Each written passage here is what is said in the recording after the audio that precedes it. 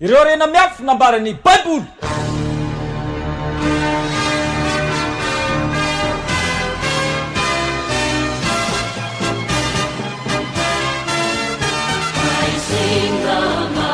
Ary hotoriana amin'izao tontolo izao ity filazantsara amin'ny fanjakana ity ho vavolombelona amin'ny firenena rehetra dia vao tonga ny farany.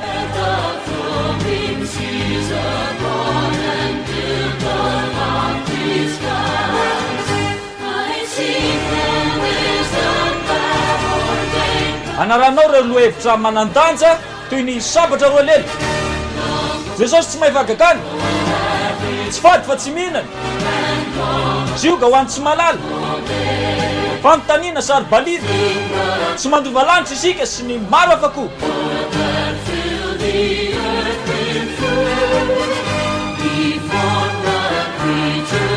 Ho asainary ianao anaraka izany hatraminy farany.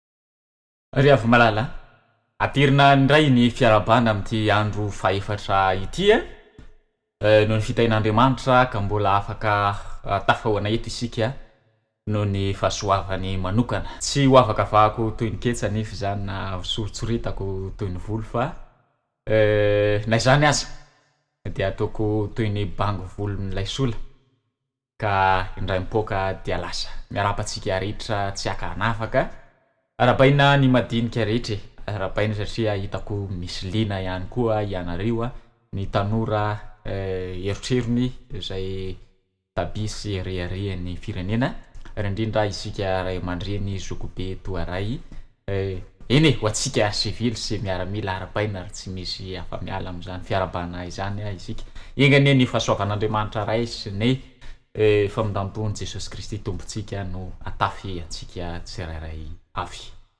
Araka ny famahazatra antsika dia tiako ny manolotra hira anankiray izay sarika ny lohahevitrintsika amin'ity androany ity dia ny lohatenin-kira manao hoe ovay kalohin'ny Laurent Rakotomamonjy izay diso fatatsika loatra. Koa mana rafinaritra ry mpiaino malala.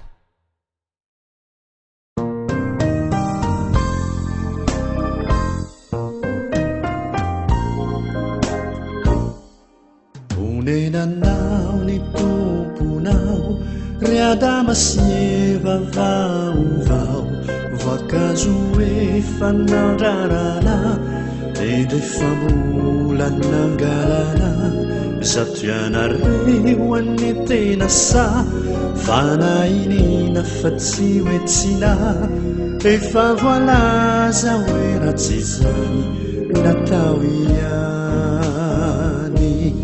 Yadama sieva ne taonsa Ravani vuni masubana Kana itafani puridana Della sania fina niridana Fiana reu se fami anzaka Itafatena mitanzaka Timieri fa Vo manchia mi voga Uitabauka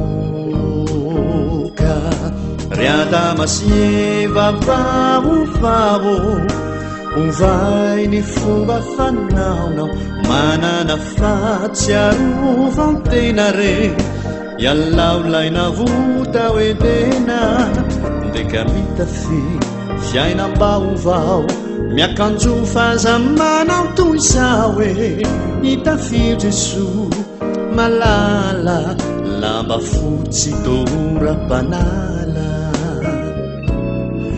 Nenanao ny tomponao Resaka io sy vaovao Toy ny voankazo iray malazo Miantony ery ambony hazo Efa nandalo teo Kristy Miantsoantso anao hoe avy Nefa ianao sady tsy taitra No tsy niraika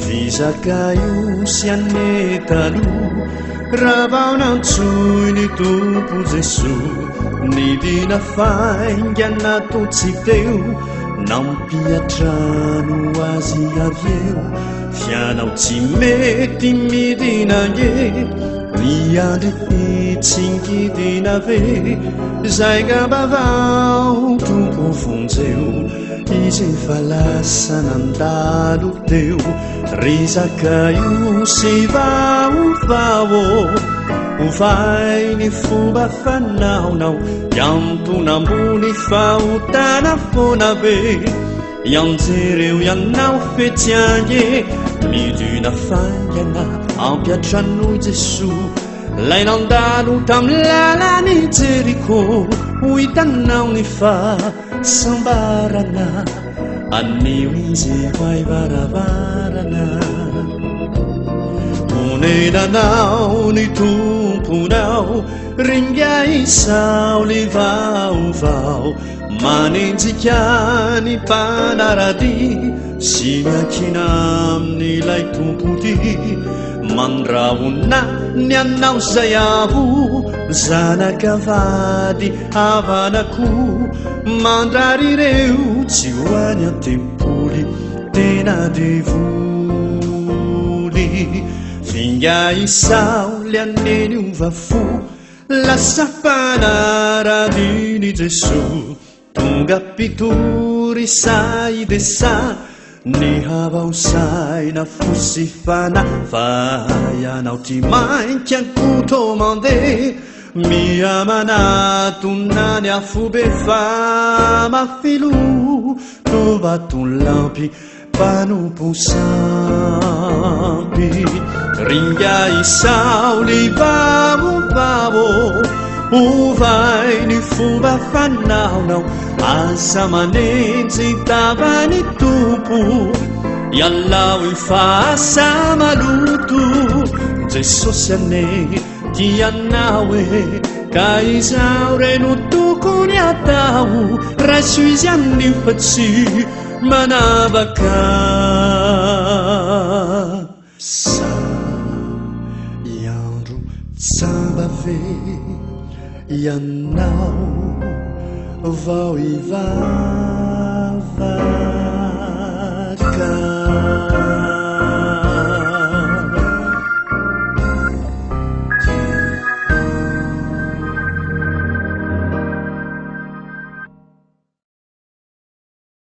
saotra ny mpihira isika satria de tena kanto tokoa izany hira zay nokalohin'ny zareo teo zay ary mino marimarina fa efa voalazany zareo sady ny zavatra tiako resahana fa manana tombony ihany fisika izay miaraka manaraka izao fampianarana izao satria na eo aza zany voalazany hira izany dia horesantsika mivantana amin'ny atsipriany ny tena ambara tao anatin'ilay tononkira ry ava-malala zao ny voasoratra ny tenin'Andriamanitra ao amin'ny Jakoba toko voalohany ny andininy faharoambifolo Jakoba toko voalohany ny andininy faharoambifolo izay mivaky toy izao amin'ny anaran'i Jesosy Jakoba toko voalohany ny andininy faharoambifolo ary rehefa hita zany dia ovakitsika amin'ny anaran'i Jesosy sambatra izay olona maharitra fakapanahy fa rehefa voazahatoetra izy dia andray satroboninahitra fiainana sambatra zay no amaritana ny olona anankiray izay maharitra fakapanahy ny lohatentsika amin'ity androany ity ary dia atao hoe ny toetry ny olombelona ny toetry ny olombelona tsara ny mandinika izany lohahevitra izany satria tsy mba nosokajina ho toy ny biby isika fa natao hoe olombelona misy antony manokana nefa mahatonga antsika anana zany njara toerana lehibe de lehibe izany ary zay indrindra no mahatsara ny resahana izany amin'ity androany ity ka ny ten'Andriamanitra izay miresaka amintsika fa sambatra izay maharitra fakapanahy fa rehefa voazahatoetra izy dia andray satroboninahitra fiainana izay nolazain'ny tompo omena izay tia azy petraka mifantaniana hoe tianao ve Andriamanitra tian'Andriamanitra ve ianao ny zavatra magaga sy tsy takatra saintsika mantsy dia izao hoe tsy tsapatsika ny fitiavany atsika fa raha tsapatsika ny fitiavany atsika de zay no manosika atsika ity asa any farapara de rasantsika hoe inona no pirofona any ony fa tia atsika izy rehefa malala mialohan'ny anokafatsika hatrany zany lahadinika zany dia andeha hivavaka isika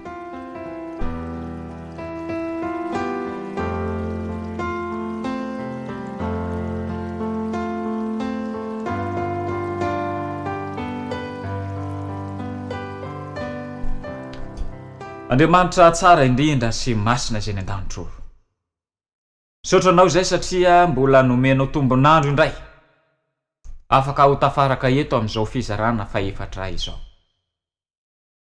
ny fotoana mandeha dia mandeha ary matoky izay fa ny fananao miasa de miasa mahery any anatinay anomeanay ny fanavaozana ara-tsaina mandrakariva mba hatakaranay ny tokony atao amin'izao tontolo zay ionenana izao satria dia verihevitra izay ny amin'ny fiseho-dravatra isan-karazany fa matoky kosa fa rehefa apetraka eo ampelantananao ny fitantanana fiainanay de anao no mandamina izany ka irindra araka ny tokony ho izy mety ezatrano mamela ny elokay rehetra satria mpanota izahay za mivavaka izany de tonona amin'ny anaranao Jesosy amen lay andro dia nisy mpitsidika irony valan-javaboary atao hoe parka irony zany misy an'ireo fitehirizana biby misy ireo fitehirizana vakoka isan-karazany dia nisy rangahy anankiray tonga mba nitsidika namanga izany valan-javaboary izany rehefa teo amina vala anankiray izy de nahita soratra mana hoe tandremo fa manaikitra olona ity liona ity dia velom-panontaniana ilay mpamangy ka nanontany ireo mpiandraikitra tao anatin'ny valan-javaboary manao hoe ono a fa nga efa nisy olona no kakeriny liona io de tsy ao izy ilay tompony andraikitra de namerina fanontaniana indray ilay mpitsidika manao hoe ko nahoana ianareo no mametraka isoratra io a eo amin'io varavarana io dia ny saina kely fotoana foy ilay tompony andraikitra ary de zao no nresahany tamin'ity mpitsidika ity tsaratsara angamba hozy izy ianao mihitsy no miditra ao anatin'ilay vala misy an'io liona io de am'izay fotoan'izay ianao ihany mamaly ny fanontanianao rehefa malala tsy misy hafan'izany mihitsy ny fiainantsika zanak'olombelona efa nampahafantarina atsika ny tokony ho atao sy ny tsy tokony ho atao fa rehefa ampahafantarina atsika ny zavatra anankiray tokony atao sahala amin'ireny mpitondra fiarakodia ireny efa apetraka ny takela-by fandrarana de ny olonantsika de zao hoe mijery rehefa tsy misy gendarme rehefa tsy misy polisy na eo aza ilay soratra de ndao ihany andeha na de eo aza misy fandrarana hoe voafetra ny afainganam-pandeha ho 40 kilometatra isan'ora na 10 kilometatra isan'ora de rehefa tsisy mpiambina eo dia mirifatra ihany isika zay le toetratsika olombelona ary eto tiranamana mpamangy ity dia teanandrakandran-doza ary zany mihitsy le toetratsika olombelona efa nampahafantarina atsika fony tany amin'ny saintena tamin'ny alalan'ireo razambentsika dia Adama sy Eva izany fa ny fihinanana ilay voankazo voarara izay nisy teo amin'ity saintena ity dia miteraka fahafatesana ary zay fahafatesana izay no valiny tsy fakatoavana zay atao hoe tambiny ota rehefa malala eto dia resahako amintsika fa tsy diso mihitsy ny zavatra nresahan'ilay mena rano tamin'ny Adama sy Eva fa tsy ho fantitsy akory ianareo fa amin'ny fotoana zay nananareo azy dia ahiratra tokoa ny masonareo ka ay anavaka ny tsara sy ny ratsy tena marina ane ny zavatra nresahany iny tsy haiko na mahagaganao zany zavatra resahako zany fa tamin'ny fotoana zay ninanan'izy mivady an'ilay voankazo indrindra dia nahiratra tokoa ny masony marina zany sa tsy marina ary teo no nahafantarany fa ay miboridana izy mivady. Ka tsy marina ary ve ny zavatra lazain'ilay menarana? Marina izany fa tena nahiratra tokoa ny masony. Izany hoe zany ity voankazo voarara ity tsy ratsy fa tsara, saingy zao ny olana tamin'izy mivady reto dia nandika ny baiko nomen'Andriamanitra. Izay ilay olana eto fa tsy hoe voankazo misy poizina akory io voankazo io. Manaraka dia ho resantsika ny asarobidy indray ananana ity voankazo voarara ity. Fa raha tantara dia nafindrana kany an-danitra io voankazo io. Satria andao dia ho alaim-panahy indray izy mivady reto ihinana fanindroany an'io zava-maniry io dia ho sitrana izy ary iverina amin'ny laony indray ny zavatra rehetra. Fa eto dia ilay toetra feno tsy fankatoavana naseho an'izy mivady no resantsika amin'ity androany ity. Ny Romanina toko 9 ny andininy 7:20. Andeha vakitsika izany teny voalaza izany. Romanina toko 9 dia eo amin'ny andininy 7:20. Zao ny voasoratra ao anatin' izany andininy izany. Fa fahafatesana no tambiny ota. Fa fahafatesana no tambiny ota. Ary fiainana mandrakizay no fanomezam-pahasoavana avy amin'Andriamanitra ao am' Jesosy Kristy tompontsika. Ry hava malala, eto dia mety isa metram-panontaniana isika hoe Andriamanitra kosa rangaha zany miangatra. Efa hita izao fa tsy nahasoa le izy na ninona napetraka tao amin'ny Saedena. Ry hava malala, mety ho diso hevitra ihany ianao raha mieritreritra izany. Fa manam-pirofo izany fa fitiavan'Andriamanitra. Ny antony mantsy dia izao. Tao anatin'io Saedena io dia tsy voankazo iray no napetraka tao, fa natao eo daholo ny voankazo rehetra mahafa-po. Ary zay ny olantsika olombelona tsy mety hafa-po isika. Na eo amin'ny lafin'ny fanatitra izany mba ny ampahafolo ny irery ihany no alain'Andriamanitra dia lazaina fa niangatra Andriamanitra. Anankiray ao anatin'ireo voankazo be dehibe irery ihany no mba nirarana dia lazaina fa tsy fitiavan'Andriamanitra, ty ten'Andriamanitra. Ary raha tadiditsika teo amin'ny fotoanany samy fiara Noa izay nampidirana ireo karazana biby nakao anaty samy fiara, dia mbola nampiseho ny fitiavany ihany Andriamanitra, fa ny biby madio dia nataony 7 no isany, 7 karazana mivady zany. Fa ny biby maloto kosa 2 monja. Zany hoe zany ny tsara rehetra amin'ny akamarony dia nomen'Andriamanitra atsika, fa isika moa olombelona manana izay atao hoe safidy malalaka izay dia tsy lahitra tao ninina mihitsy. Ndray mandeha dia nisy fanandramana natao tamin'ireo tanora izay nitariha. Satria ity lohahevitra ity mihitsy no tena ho azavaina. Nalaina ren'le misy zava-maniry antsoina hoe kapoaka. Tsy haiko antsika izay mahafantatra an'izay fa zava-maniry izy io fanaovana tsentsina kidoro, tsentsinondana any amin'ny sisitany andrefandrefana iny nibetsaka azy. Dia misy ohatran'ny vovon-tandehazo be da be ao anatiny ao. Dia natao anatina sase mahavonjy anankiray izy io dia nahantona teo anivon'ny camp, teo anivon'ny lasa. Dia nafatra farana ery ny tanora hoe tandrema aza misy mikitika any fa zavatra saripady io. Ka inona moa izay ho saripady ao anatin'ny sase kely iny? Fa arakaraky nandrarana ireo tanora tsy hikitika an'iny no vao maika rehefa tsy teo ireo mpitarika dia nikitika.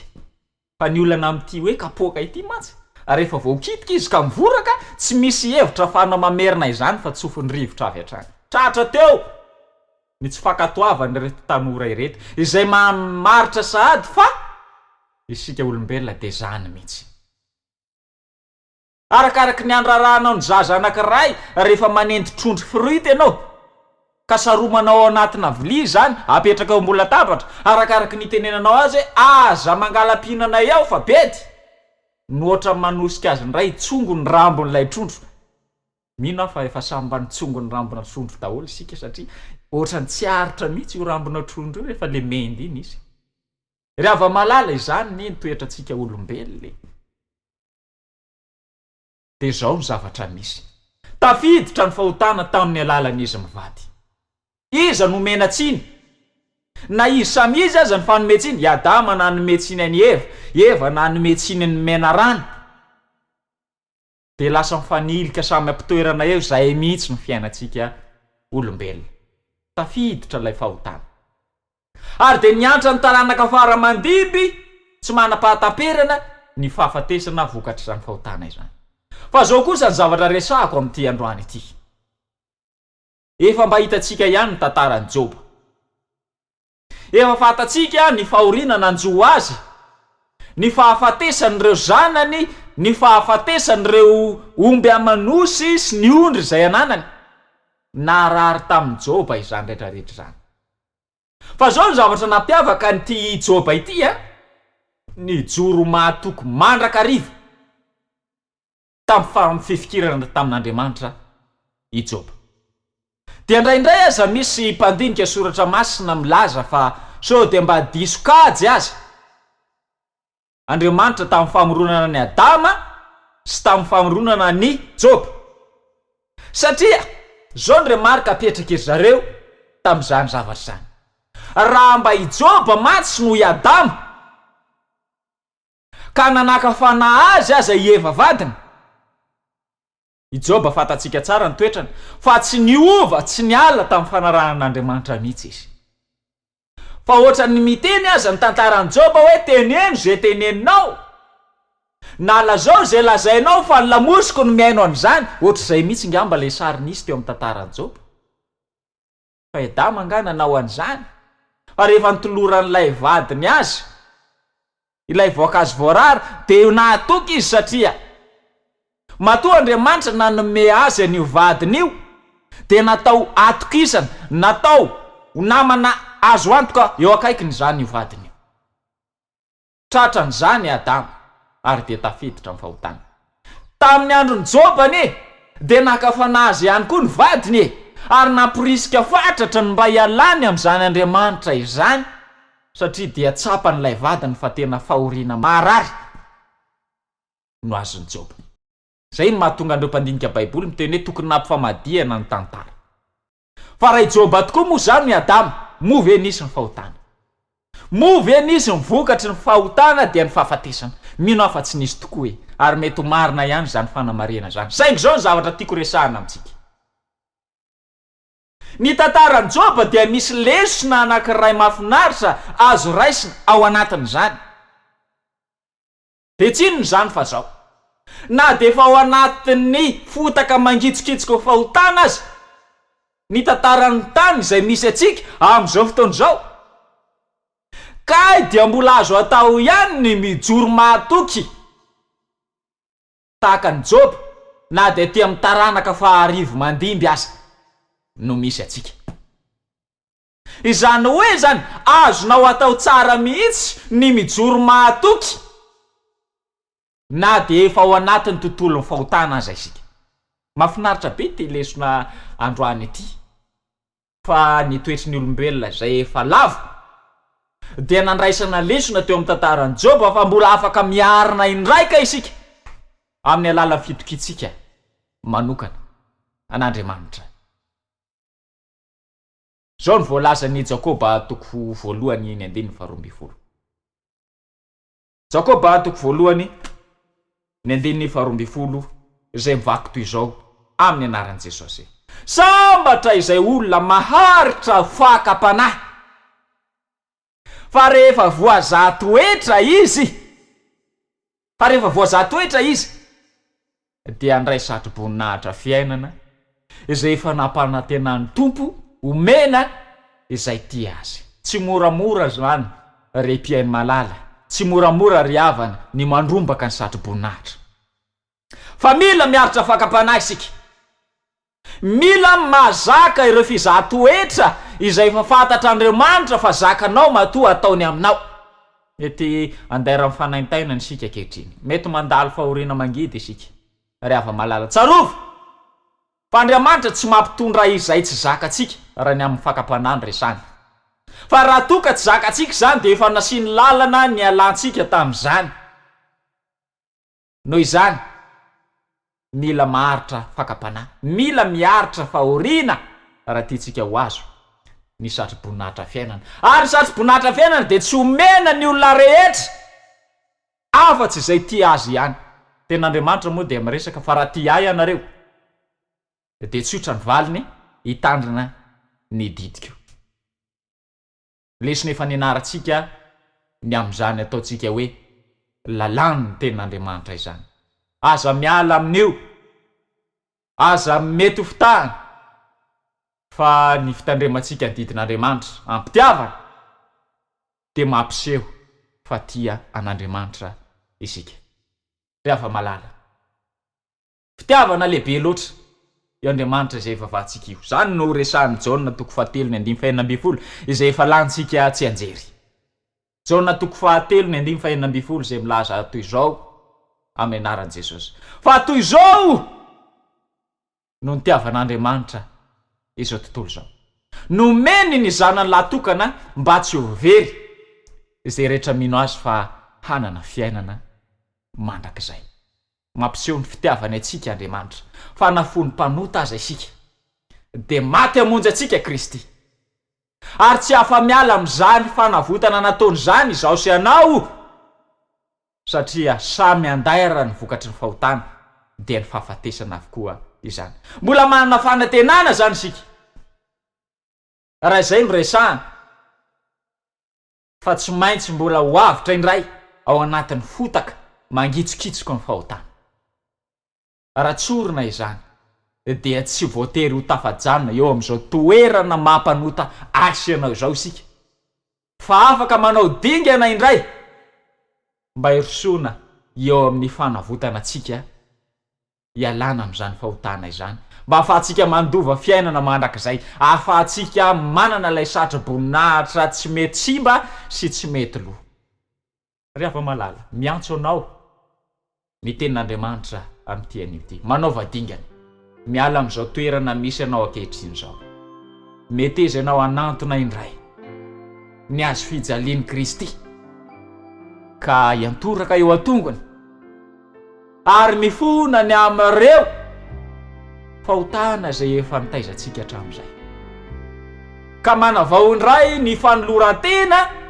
mba ho ahafahan'i Jesosy manova indray ny toetratsika hifanaraka amin'izany fitiavany lehibe izany miandry ianao mandrakariva Andriamanitra ary ankehitriny dia miantso anao izy mba hiverina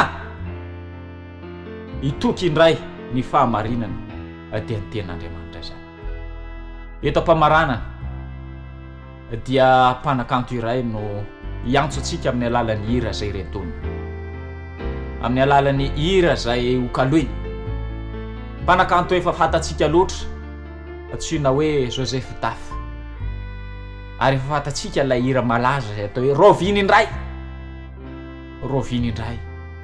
vao hody ianao roviny indray vao hiverina ho eo amin'i Kristy fa mialohan'izay dia manasa anao anondrika ny lohantsika hivavaka isika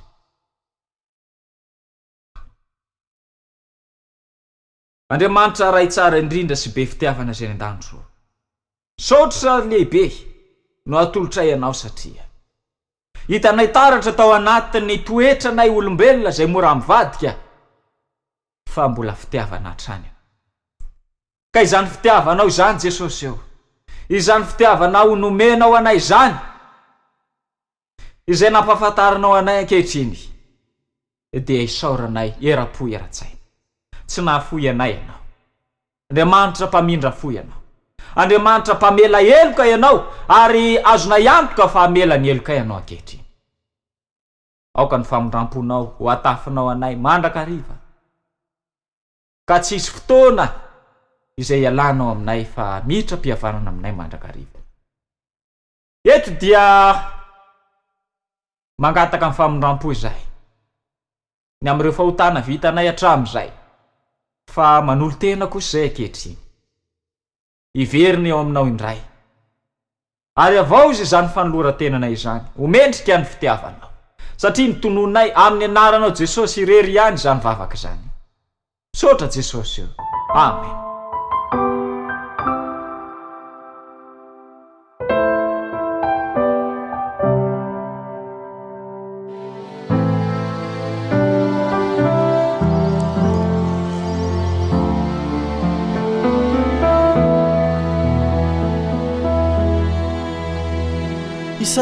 Isanandro de miantso ny ray hoe nakaiza mozy zanako izay isanandro ny famindrampony ianao anety tsy afakampo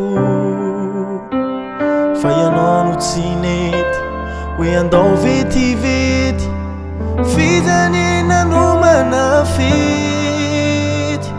tsy hoe tsy nalala tsy zanakadala fa ninianao nivoaka ny vala fa ianao tena tiny tsy foiny tsy ariny zany aneny antony aviny fa raha avy ny andro iverenanao fitianiny ao an-tranoao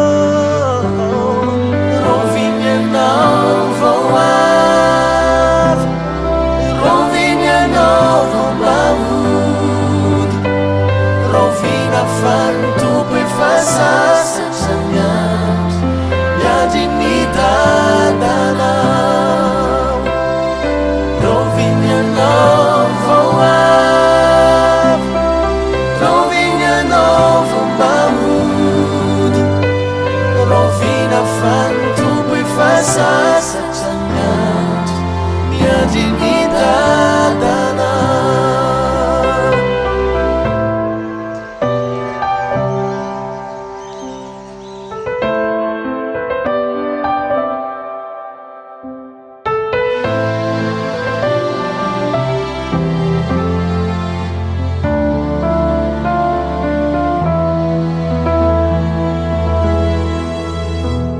Tena lefa ny ray lay toka ny ray Jesosy anila izy atrizay tonga izy hitady sy amonjy ny very fa raha mody anao tsy mandire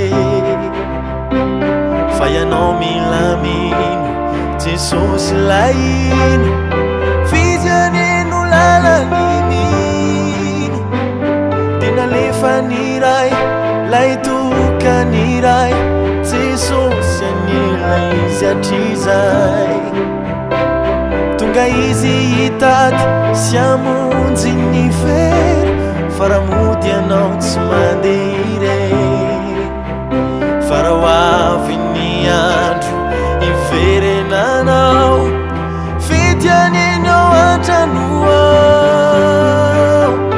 rovinyanao vao avy rovinyanao vao mahody rovina fantompo efa sasatra miandro miandry ny dadanao rovinyanao vao avy rovinyanao vao mahody rovina fantompo efa sasatra miandro miandry ny dadanao.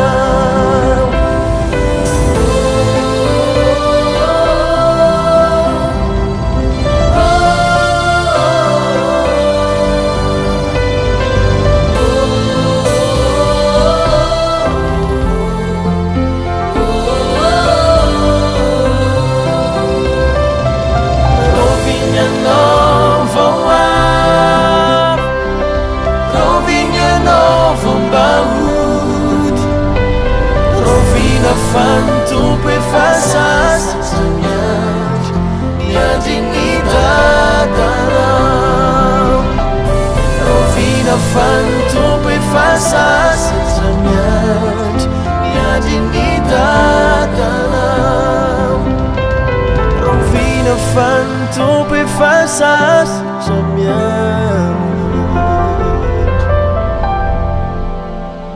miandry ny da